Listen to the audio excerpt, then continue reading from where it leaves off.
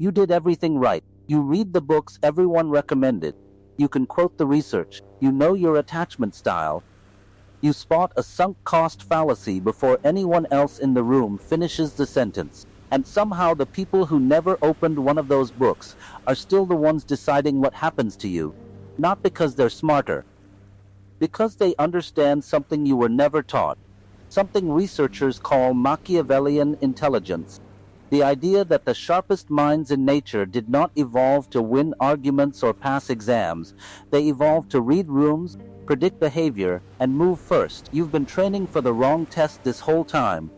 Once you see what the real test actually looks like, you won't be able to sit through a meeting, a group chat, or a family dinner the same way again. What's up, guys? Today we're ranking intelligence the way it actually works, not the way your report card said it worked. 7 levels. From the most common to the rarest. Most people never make it past the bottom 3, and by the end of this you'll know exactly which one you're standing on right now, and what it actually takes to move up. Start at the bottom. Because nobody likes to. The lowest levels of intelligence have nothing to do with how much you know.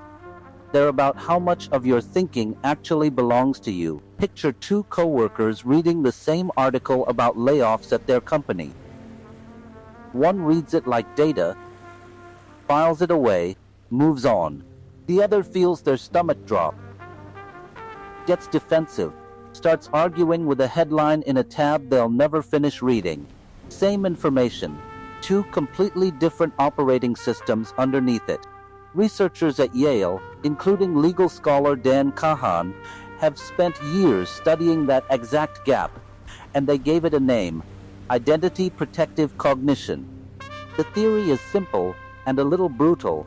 Most people don't evaluate information to find out what's true.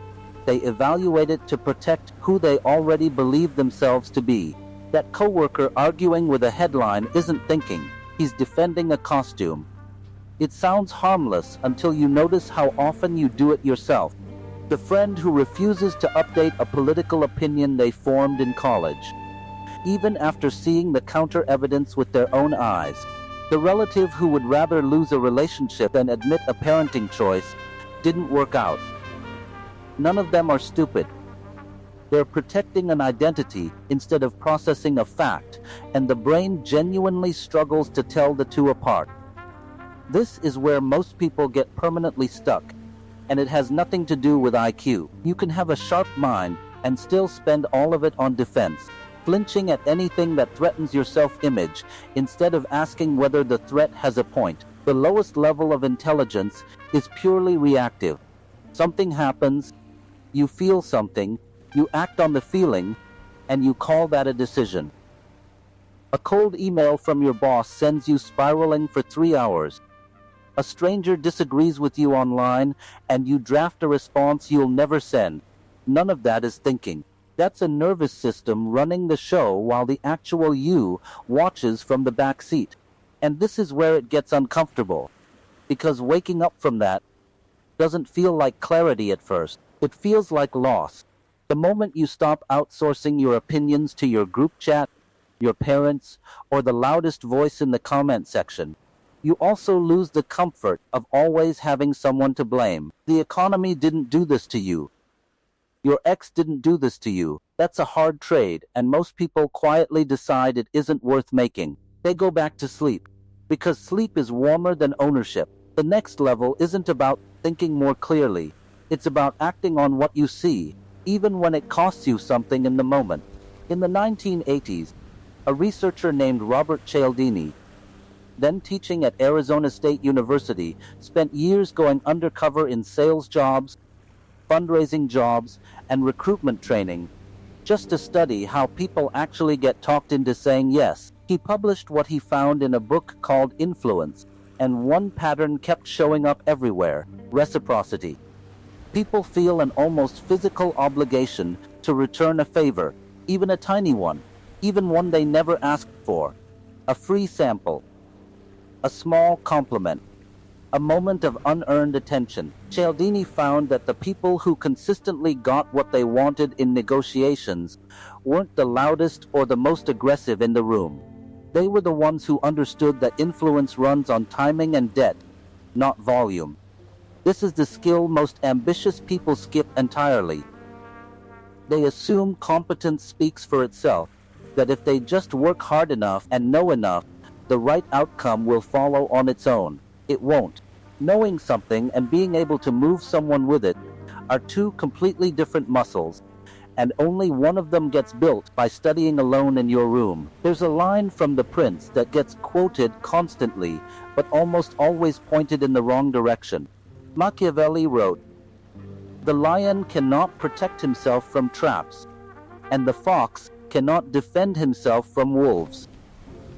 One must therefore be a fox to recognize traps, and a lion to frighten wolves." Most people read that as advice about handling your enemies. I'd argue it works better turned inward. You need the fox's eyes pointed at yourself first, the ability to notice your own blind spots and your own traps, before you ever aim that same instinct at the outside world. The lion energy, the willingness to actually move and commit, only works once the fox has quietly done its job underneath it. Most people try to be brave before they've been honest with themselves, and that's exactly how confidence curdles into stubbornness. This is the level where intelligence stops being a personality trait and starts being a set of trained behaviors. Reading a room before you speak, asking a question instead of making a claim, letting silence sit instead of rushing to fill it. None of that is charisma. It's practice, repeated until it looks effortless. Most people stop here. Don't, because there's a layer above this that has nothing to do with being the loudest person in the building. Back in 1959, two social psychologists named John French and Bertram Raven, working out of the University of Michigan, mapped out something most people never consciously notice: the actual sources of power between humans. They found it wasn't just one thing. It splits into separate bases. The power of a title, the power of controlling resources, the power of expertise, and the quietest one, the power other people simply hand you because they trust you and want to be near you. That last kind barely shows up on an org chart, and it usually outlasts every other kind on the list. Here's the part that surprises people. The ones who climb fastest in any room, a company, a friendship, a family, are rarely leaning on the loud kind of power. They're not threatening anyone, not pulling rank every chance they get. They're quietly building the kind where people want to return their calls, want to be in their good graces, want to pick them first. That's not manipulation. That's reputation, compounding the same way money does, except almost nobody talks about it in those terms. There's a line from The Prince that gets used constantly, but almost never in the right place. Machiavelli wrote, "Everyone sees what you appear to be. Few experience what you really are." People usually use that line as permission to hide your true self behind a mask. I think it says the opposite of what people assume. Most people spend so much energy managing what others see that they never get around to building anything real underneath it. The line isn't a license to fake it. It's a warning. If the gap between your appearance and your actual substance grows too wide, eventually somebody gets close enough to notice. And when they do, everything built on the surface collapses at once. The people who hold real influence for decades, not months, close that gap instead of widening it. They let their reputation and their actual character drift toward each other until there's barely a difference between the two. That's not a soft move. It might be the hardest one on this entire list, because it means you can't bake your way through the upper levels. You have to actually become someone worth trusting, not just someone who looks like it on a given Tuesday. So where does that leave you? Almost everyone watching this right now is somewhere between the first three levels: reactive on some days, strategic on others, still figuring out which one is actually running the show. That's not an insult. That's just where the climb starts for nearly everyone alive.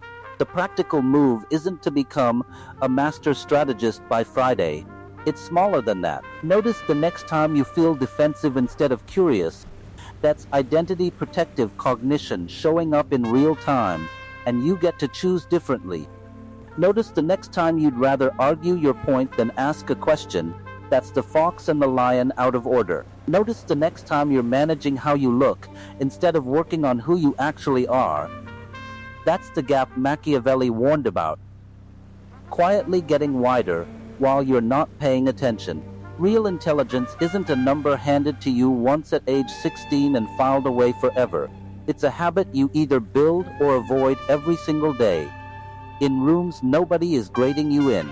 Think about the last argument you had that you actually won, and ask yourself honestly whether you were right or whether you just wanted to be.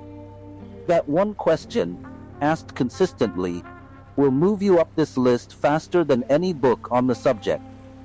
If this got under your skin a little, good, that usually means it landed somewhere true. This channel exists to take the psychology nobody explains clearly and lay it out straight. No jargon, no gatekeeping. If you want more of this, hitting like actually helps more people find it, and subscribing means you won't miss the next one. This has been Vertex Vision. Stay sharp, stay honest with yourself, and I'll see you in the next one.